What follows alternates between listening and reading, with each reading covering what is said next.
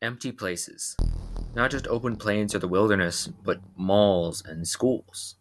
Those places are potentially the most terrifying of them all.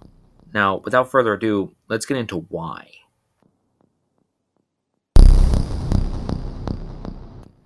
To start, something that may play into this is the natural human fear of open and claustrophobic spaces.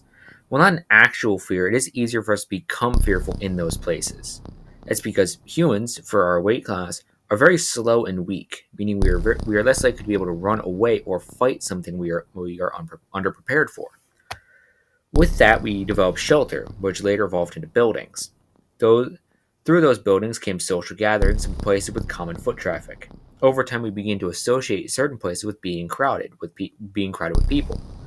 Now, what happens when we take those people away in an instant? The bustling mall now silent with the sound of air circulating, echoing through the building, or a school now looking like it's stuck in time. Some things that orchestrate this point perfectly and explain why our mind is so scared of in this instance comes from the backrooms and room zero from the Abandoned by Disney creepypasta series. To further overuse my example of a mall in school, backrooms level 898 and 59 from the fandom. Level 898 is described as an empty school that looks as like it was abandoned or forgotten over the years.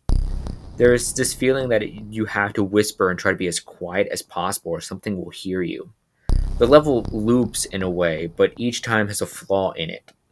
But Wanderer's sanity decreases rapidly because of its maze-like appearance.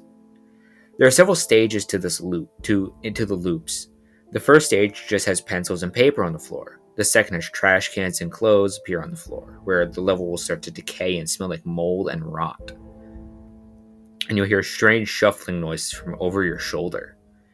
In the later stages, the lights will flicker and the floor tiles will be ripped and have soggy holes in the ceiling, and the entities will make their debut. In those later stages, an entity infestation will occur, and some of the rare entities will show up. Attempting to hide in the lockers will get you sniffed out by the Ariana Membry, which sprint up and down the hallways looking for food. Sometimes smugglers will hide in the lockers as well. Level 59, on the other hand, is safe. Sort of.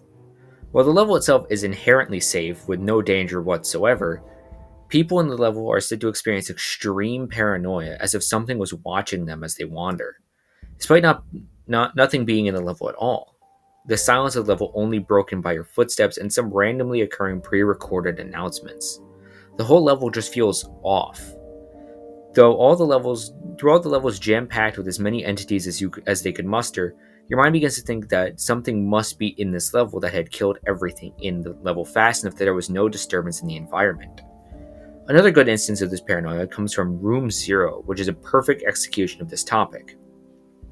Specifically looking at the ending climax of the story, during the Cold War people were paranoid. One day, someone or something sounded the alarm that an atomic bomb was coming and people had to filter in a room at Disney known as Room Zero. That was their bomb shelter. Everything was quiet for 30 minutes, then a man complained that someone was pinching him. Someone asked someone to stop running back and forth in the room, and even more complaints rang out of the small room. After about an hour of madness, the lights turned off. The panic only seemed to get worse after this. A group of staff and guests left the room to face the war rather than being stuck in the room. When they left the shelter, everything was empty, yet untouched.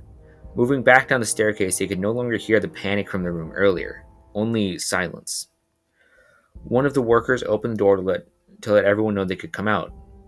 A single voice came out of the darkness, sounding raspy, and they couldn't tell if it was in the back of the bomb shelter or right in front of their face. It said one thing before they closed the door on it. "Shut the door, dear. You're letting out the cold." While I'm not going to explain the significance of this scene to the story in this video, I would gladly like to make a video on Abandoned by Disney if you guys would be interested in it.